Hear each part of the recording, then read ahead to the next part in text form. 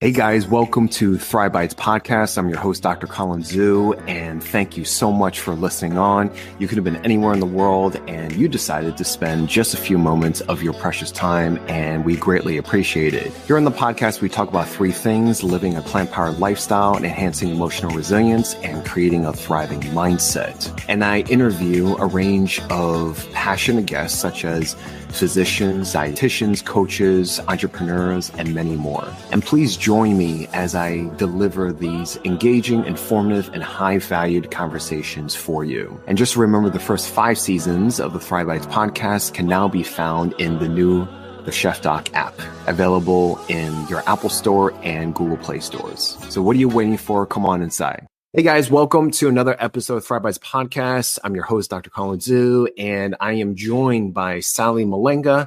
We talk everything about vegan skincare, the industry, the hidden industry behind animal testing and the conventional line of skincare, as well as what she has created as a vegan alternative broth to animal bone broth. So you don't want to miss this. It's a wonderful conversation, and I'll see you guys inside. Okay, guys. Well, welcome to another episode of Thrive Bites podcast. I'm your host, Dr. Colin Zhu, and thank you so much for coming on. You could have been anywhere in the world, and you decided to spend your precious moments with us today, and we greatly appreciate it. What we have on the show, I'm super excited. I had the lovely chance and opportunity to meet her in person.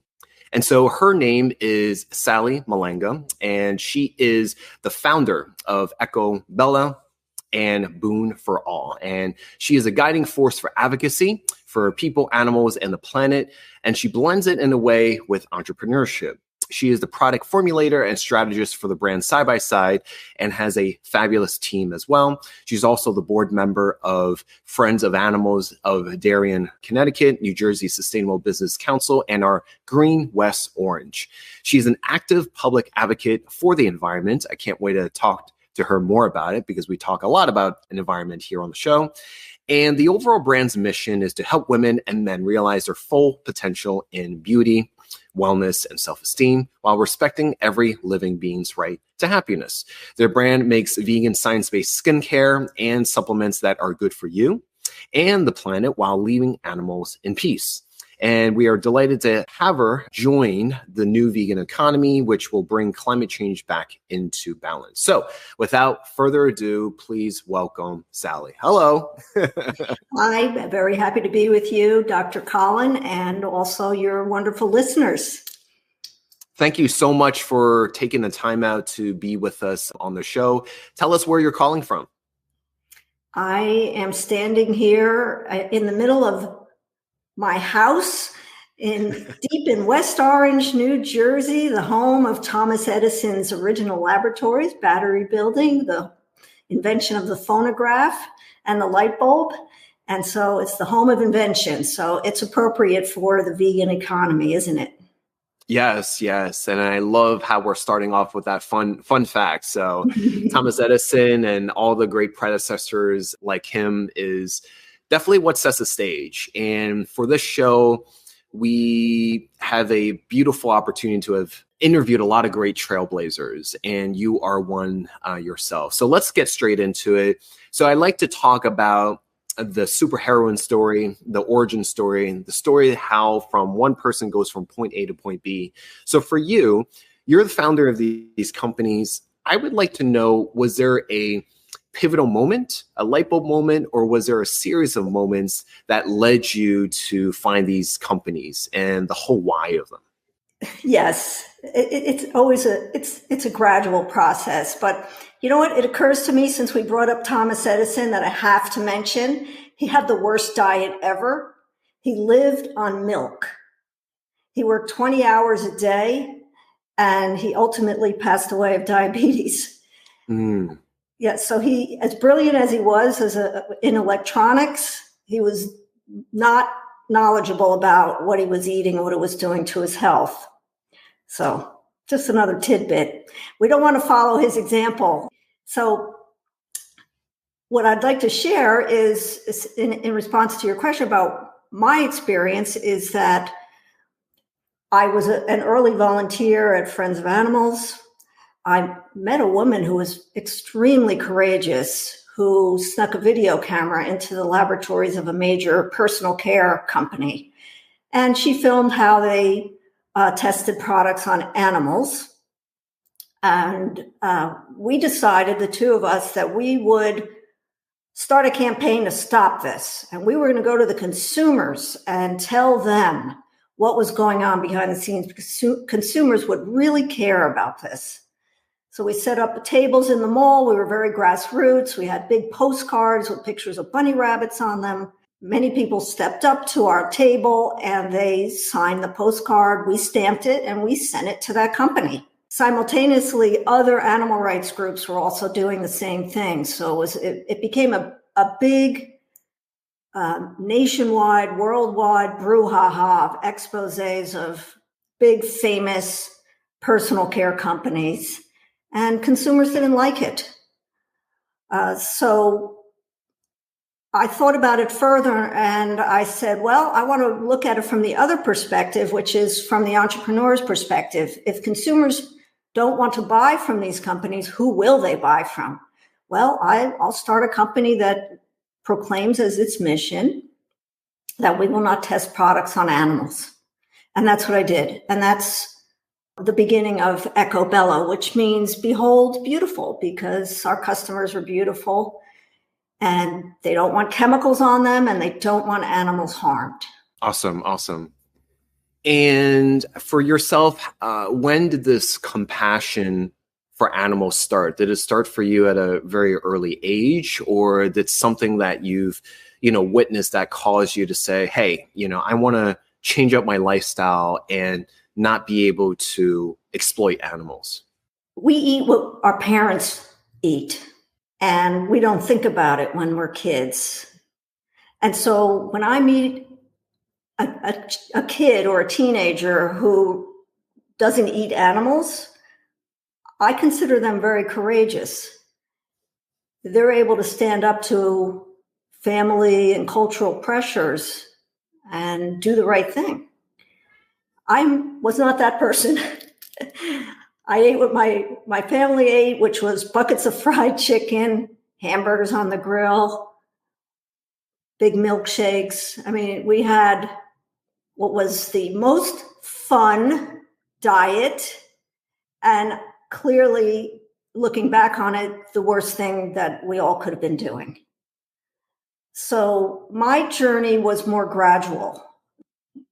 One day, when I was about 16, I just coincidentally grabbed a book off my father's massive bookshelves, and it was Upton Sinclair's The Jungle. Mm. And it was written around 1906, talked about the stockyards where cows were kept. I'll never forget, the descriptions, blood running down the sidewalks. It was very primitive.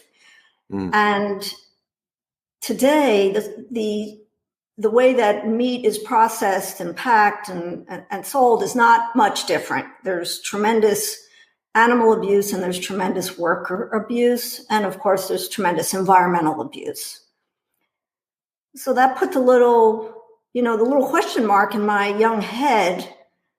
Well, we're having all this fun, eating all these things, stopping at this ice cream place, and we're, going to this restaurant. It's all social and it's fun, but what's this? What else is going on here that I don't know about? And so finally, when I was a little bit older and I watched my Uncle Matthew eat all the fat from the Peking duck at the Peking duck house, I said, that's it, I'm done.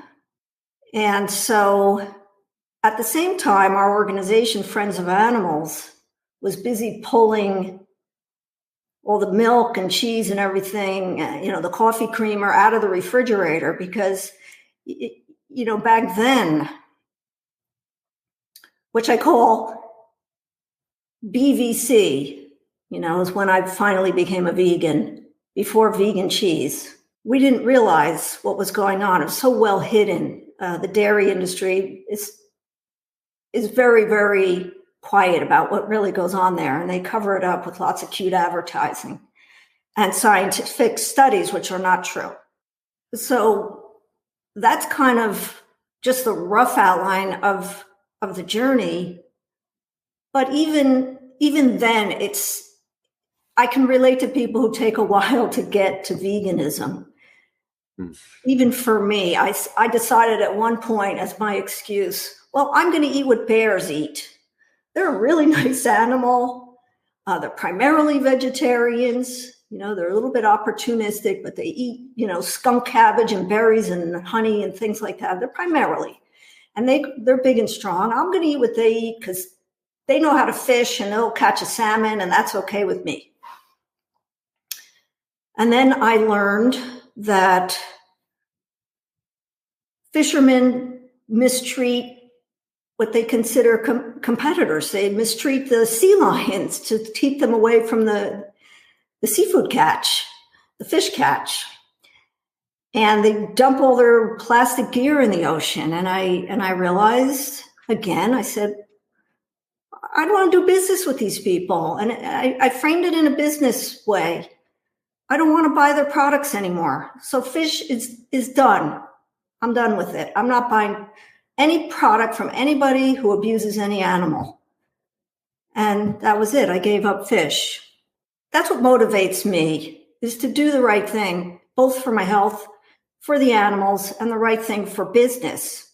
Yeah, thank you. And I can see how it's very profound and it touches you in a certain way that, you've kind of lived this kind of life. And I think that nothing is really learned until we experience it, are aware of it, we process it, and we can decide from this day forward, because the present moment is really all we have.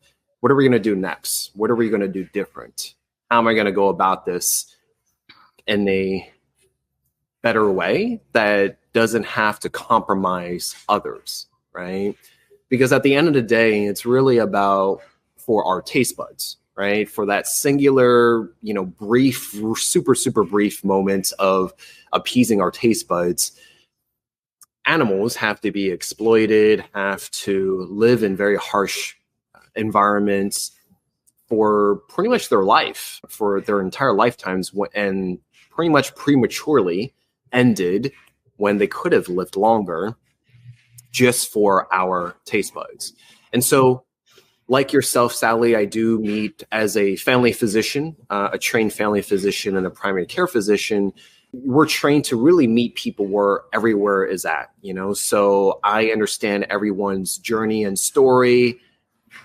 And people come into awareness at different points in their lives, and something happens for them to either go on a healthier path or stay the course.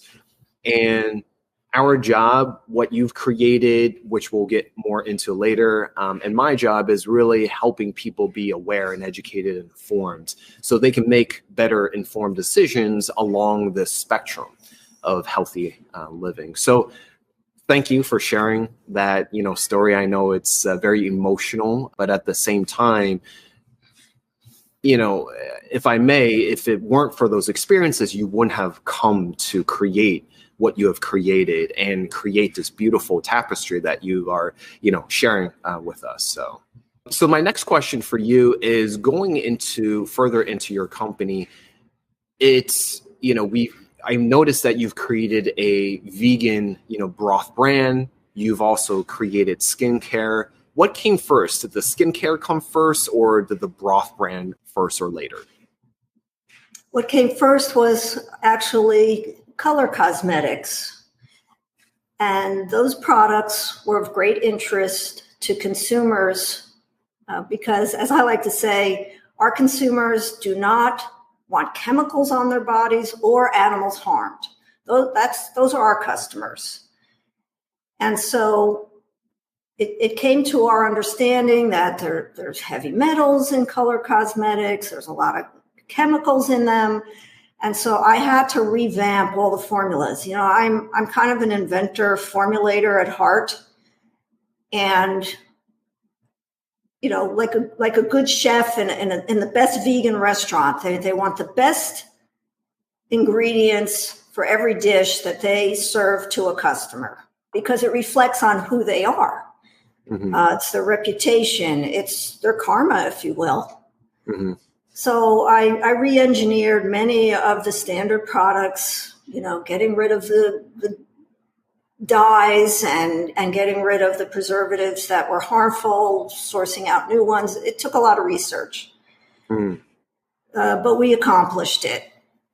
And so that's where the company started with those kinds of products. But soon I realized, the skincare products were important too. People are, putting creams all over their bodies, and the skin is the largest organ. It's an elimination organ. It's very important. It's regulating our temperature. It's regulating infection, and it's letting go of toxins. So it's very important what we put on our skin.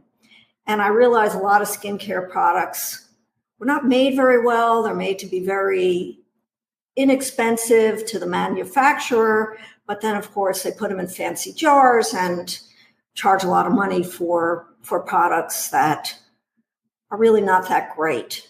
But I can see that when I read formulas, so I know what's a good product and what isn't. Most consumers have no idea, and they can pick up the wrong ones, and it happens all the time. So I like to say, don't buy the cheapest ones and don't buy the most expensive ones. Both ways doesn't work because these products are not regulated. They can't really make claims. If they do, they become drugs. So they can only really function topically. But I have Is this similar? Is it similar to like the supplement company where it's not, because you don't have this regulating body, these companies have just free will to just, advertise whatever they can. Can you share, because obviously beauty and skincare is a huge industry, can you give us some common examples of ingredients or words of how things are advertised to quote unquote, lure customers in? And what are the, effects, that you've researched over time? Well, I want to go back to your comment about supplement companies. And no, I don't think supplement companies do that to consumers. I think supplement companies, by and large, put what they say they're going to put into the product. What's on the label is in the product. Sometimes they make mistakes. I mean, I think there's always outliers who, are bad people who do bad things and adulterate, but all the good supplement companies are, they're very concerned and they're very careful about what they put in the products. So I feel that that's important for people to understand.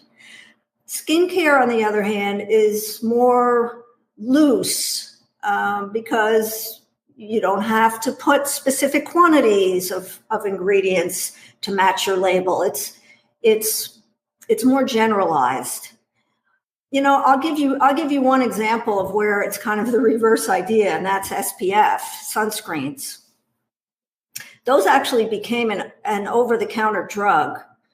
And actually, during the time that I had started my company, at first sunscreens were, you put in a certain amount of sunblock. It could be a chemical sunblock or it could be a physical sunblock like zinc oxide or titanium dioxide, which is what we use. I don't feel comfortable putting, a lot of chemicals on the skin. And of course, there was huge campaigns that, we're all getting skin cancer. We have to coat ourselves with this stuff. And even I fell into it thinking, oh my God, I'm going to get skin cancer. My husband's going to get skin cancer. We do have to cover ourselves up, but not with chemicals. I absolutely refuse to do that.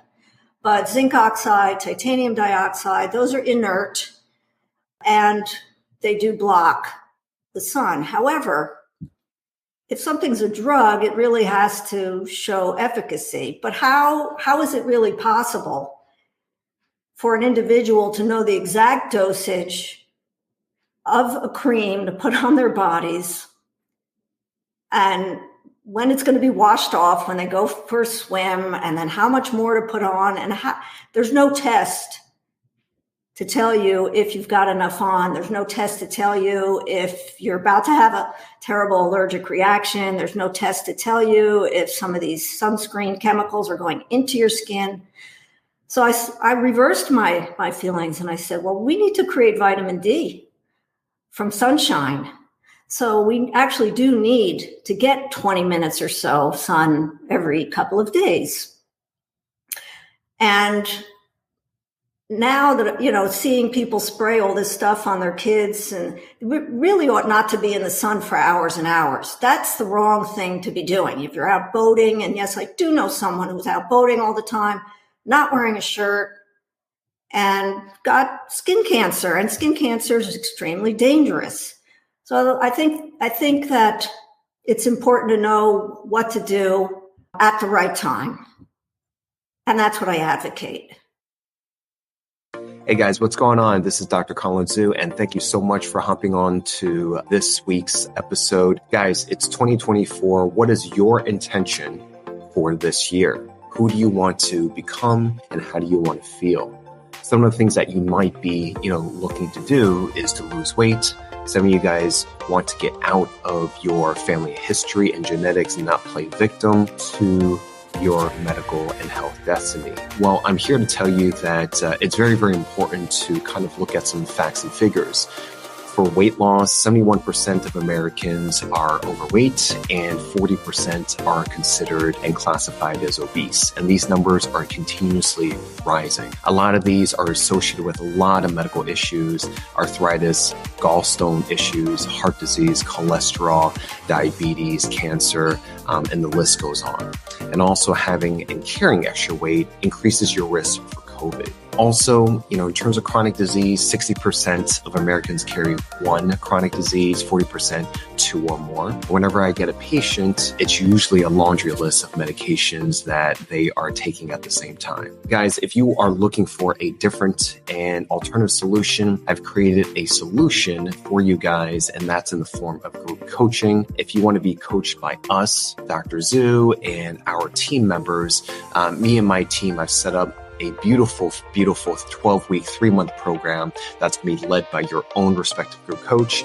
also led by me teaching you expert classes, and we teach you on what to eat, how to shop, what recipes to go for, where to navigate the supermarket, your pantry, your kitchen, and learning all about sustainable strategies on losing weight and preventing chronic disease.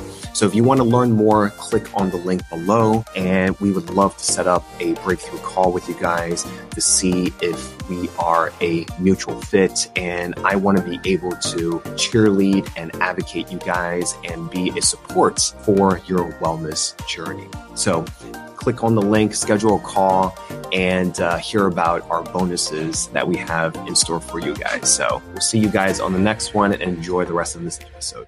Going back to the typical conventional skincare products, you've mentioned about the harmful testing. Just what have you found in terms of just the products themselves? Because they don't go through this type of testing, there's no way for them to go through this testing. What have you found in terms of, we've mentioned harmful heavy metals, right? We've mentioned how the skin is our largest organs. Are there other things that we need to pay attention to? Well, absolutely. And I'm on it because, we nourish our outer beauty from the inside. And so running a company that's helping people who want to look beautiful, they want to have the right colors on their lips and so on, that's great. But I realized I could not help them be beautiful if they were eating meat, dairy, soda, or smoking. And so I came up with the idea that, what can we help them to become healthier on the inside? And so we came up with 2 products. One is based on the carotenoids. I wish people understood the carotenoids. Your medical professionals and you probably do understand the carotenoids. They are the most important nutrients for the skin. Their story is fantastic. This is beta carotene from carrots. So what makes a carrot orange? Lycopene in tomatoes. What makes a tomato red? The yellow from marigolds, or it comes from spinach. That's lutein. And your body knows through its own intelligence, when you ingest the carotenoids, it takes them right to the areas that are most exposed to the sun, the tip of your nose and your eyes. Isn't that interesting? And of course, it delivers it up and down your body, but right under the skin. So if you do, skin tests, and there are some that test for levels of carotenoids in the skin. So we made a supplement that is a bright red, beautiful drink, tastes delicious. And that is, you take it and it is your inner shield, your protection from the elements. So just the way a flamingo is pink, or a lobster is pink, or a salmon is pink, it's being protected from the sun. We can follow that, exactly what nature's story tells us to do, is follow what nature does by observing all the birds and animals around us. And so by them taking the carotenoids, they're an example to us. We take the carotenoids, the same thing. We don't turn pink, but if you do eat enough of them, you'll turn orange. Your mother always said, if you eat too many carrots, your hands will turn orange, and if it will. But that's proof. That's actually true, because I've had a friend that I went to medical school with, and he loves carrot juice, and he had to be careful because he actually would turn orange. I agree with you. The phytonutrients and the antioxidants are just so potent in the plant kingdom that, they've done studies and surveys just testing for this, and plants in general have 64 times more antioxidants than, animal-based. And even if you take an iceberg lettuce, right, it actually still has more actual antioxidants, because we typically think of them as just all water, right? And so it still has more oxidants than most of the common, meat base. So you have a drink from it. Do you put any of this in your skincare line? Or I guess going back to the question, how does your skincare differ from what is out there conventionally? Oh, it radically differs. We took those same nutrients that are so precious, the bright reds, oranges, and yellows, and we encapsulated them in trillions of tiny spheres made of lecithin. So, a trillion of them could fit on the edge of your fingernail, your pinky nail. And so those go into the jars of cream. And because of that, they're protected. So, they're not going up into the atmosphere. And so they get delivered with every application of the cream onto your skin. The liposomes deliver them deeper into the skin. And so you have a better chance of actually getting benefit from nutrients. Whereas, typical creams just throw some vitamin E in it, yell very loudly that their cream is a vitamin E cream, and people think that's good enough. I don't think that's good enough. So I took these top of the line, very important nutraceuticals with a wonderful story for anti-aging, for benefiting from the effects of the environment, and put them in encapsulation, then in the cream. It's a much better product. Let's talk about your broth brand. And before formulating it to what it is, because I think it's newer out of the lineup that you have, can you talk about this rage that we have with animal bone broth? And, what is the common misconceptions that we're all, going through, thinking that, by drinking, bone broth, it does X, Y, and Z. Can you elucidate, some of this for us? The animal bone broth is a phenomenon that I do understand. However, it is a mass delusion. Scientists at King's College in London back in the 1950s took veal bones and boiled them for hours, tested the water, and discovered there's nothing in it. There's no minerals. They're just traces. There's a little bit of collagen in it, which is a very poor source of protein because it's very low in amino acids. But through extensive marketing and influencers, telling people that this stuff is great, it's the modern day snake oil. And people think they're soothing their stomachs, they're helping their joints, they think they're filling in their wrinkles because they're drinking collagen. But what's really happening is your body's breaking down this little bit of collagen that's in the animal bone broths, and it's putting the amino acids anywhere it needs it. It can put it in your foot, into your elbow. Body doesn't say, oh, I've got this collagen, I'm going to put it into wrinkles. It doesn't do that. It's not how it thinks. So it's kind of it's just a fad that's harming animals, killing the rainforest, and not giving any benefits to our human family. And then there's the issue of heavy metals. They're saying that some tests are showing there's lead in the products because the animals accumulate these heavy metals, and then, of course, we go ahead and eat them. So it's not a good idea. And formulating your broth, which I had the pleasure of sampling, and I actually used myself, how did you go about making this? Well, first of all, I have some right here. Let's see, can you see it? Move it up a little bit. Oh, there you are. Oh, wow. You put some noodles and ramen into it?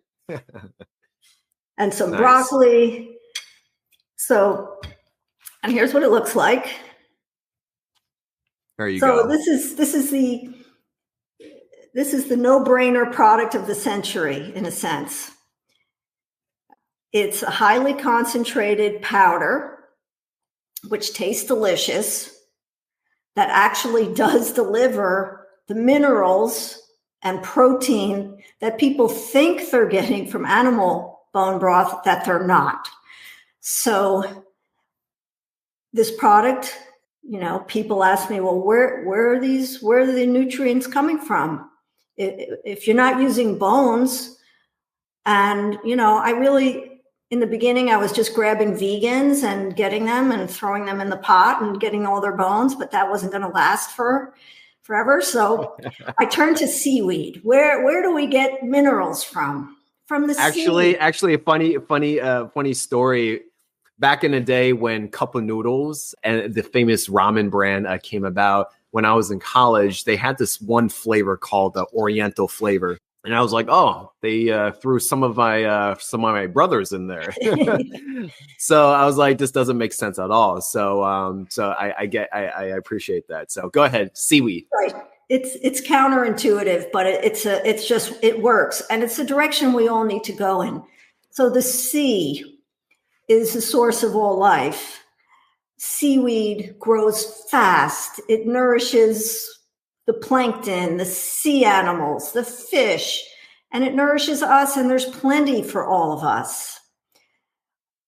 It's loaded with just the right combinations of minerals, because I trust Mother Nature. Mother Nature made us. Mother Nature made seaweed. We fit together.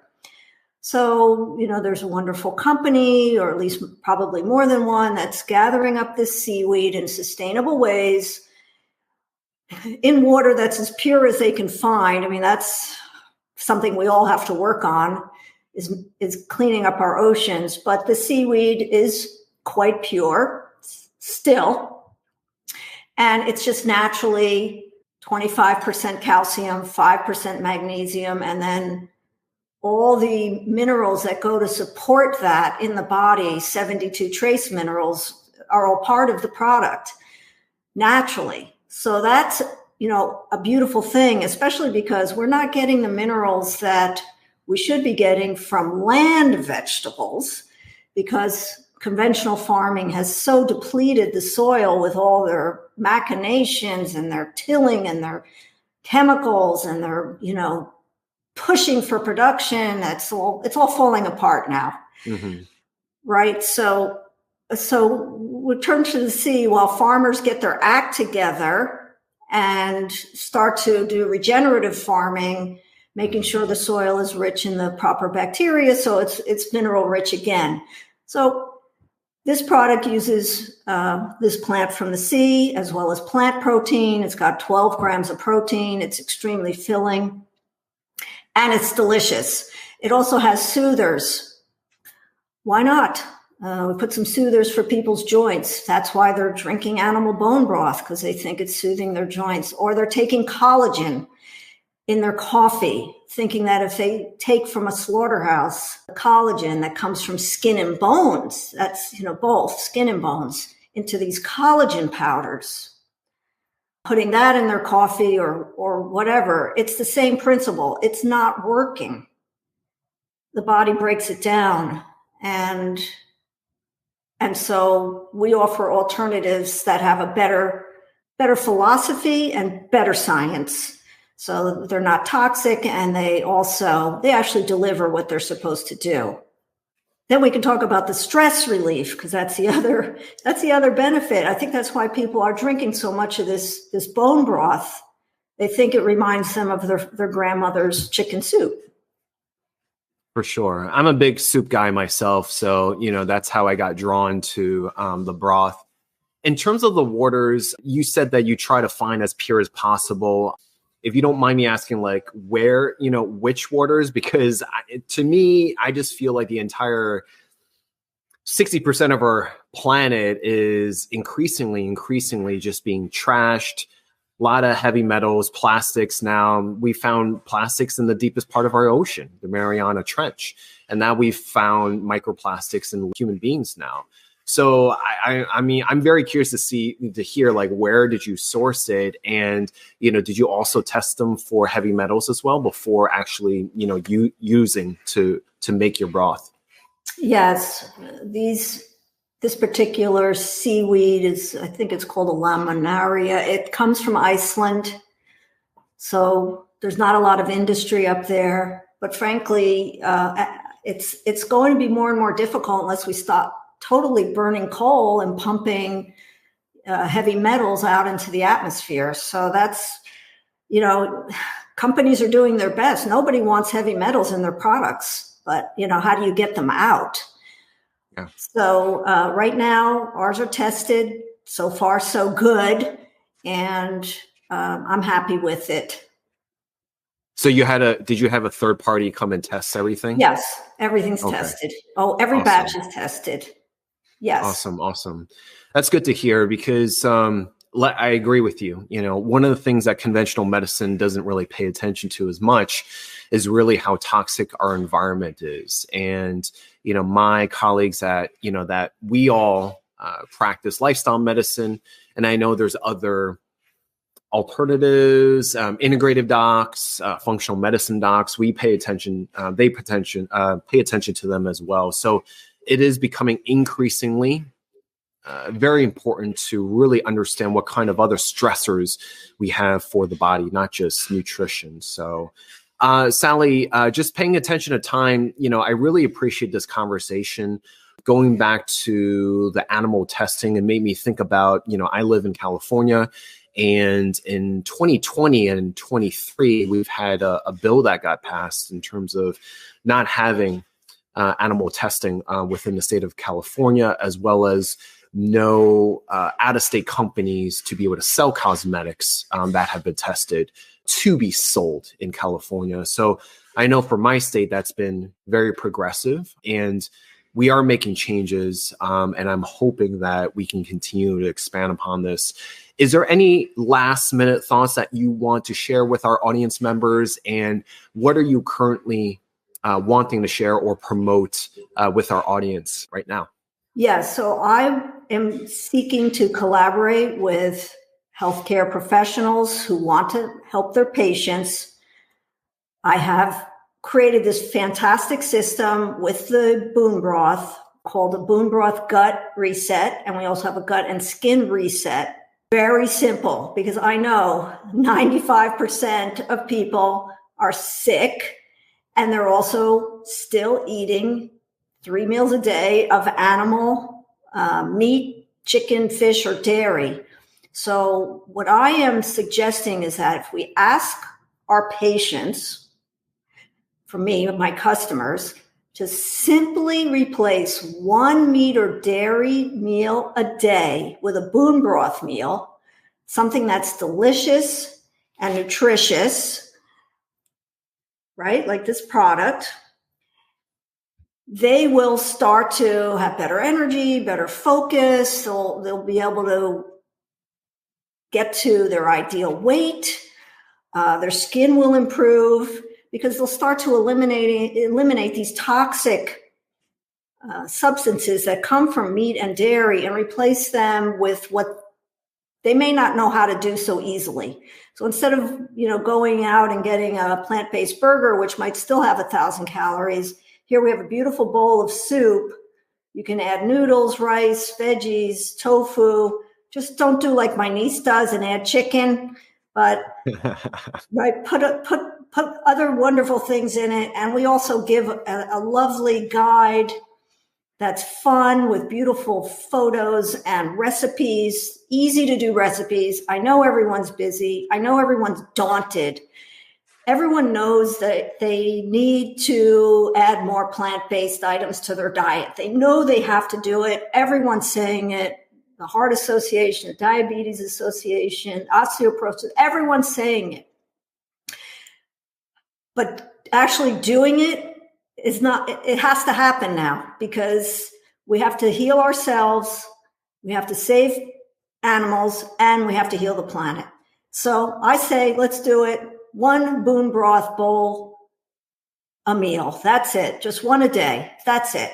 And that's my suggestion. And I'd love to work with health professionals who want to recommend it to their clients because we have a program that we can do to help them do that on a regular basis. Awesome. Well, Sally, thank you so much, for coming here on the show. We'll be sure to include all those links and information in the show notes when this airs, and keep up the good work. I know that this has been a very passionate period of time for you as you kind of transitioned, shared your story, and created these wonderful companies. And I wish you and your company massive success in terms of, being able to heal the world one Boon Broth at a time. So thank you so much for coming here onto the show. My pleasure. Can't do this without you. Guys, if you enjoyed this, please like, comment, and subscribe. And if you feel that this was a benefit for someone else, please let them know. And until this next episode, please say goodbye to Sally. Bye. Bye. Hey guys, we hope you enjoy that episode. If you like that, please like, comment, and subscribe. And please follow us on Apple Podcasts, Spotify Podcasts, and anywhere that you listen to your podcasts. And if you felt that this was a benefit for someone else, please let them know. And also remember that the first 5 seasons, 150 episodes, now can be seen and heard on our new The Chefdoc app. And don't forget to give us a 5-star rating, and we greatly appreciate it. And we'll see you on the next one.